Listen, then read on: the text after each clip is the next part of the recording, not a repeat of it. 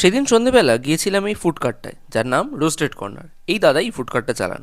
এখানে মেইনলি পাওয়া যায় বিভিন্ন টাইপ অফ কাবাবস, তন্দুর এবং টুকটাক কিছু ফ্রাইড আইটেমস। কাবাব অ্যান্ড তন্দুরটা গ্রিল করা দেখেই প্রচন্ড লোভনীয় মনে হচ্ছিল। এবং আরও একটা ভালো জিনিস যে স্ট্রিট লেভেলেও দাদা বেশ পরিষ্কার পরিচ্ছন্নতা মেনটেন করে জিনিসপত্রগুলো রেখেছিল।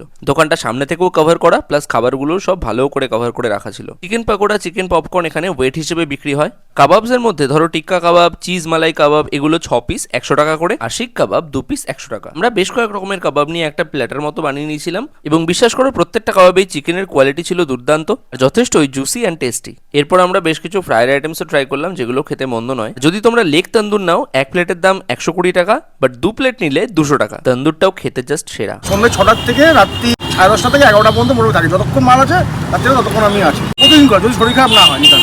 দেখো, ব্যারাকপুর 15 নম্বর ব্রিজ থেকে নেমে ওয়্যারলেস মোড়ের দিকে যেতে জাস্ট শুরু করলেই ডান হাতে তোমরা দেখতে পাবে এই রোস্টেড কর্নার কার্টটা।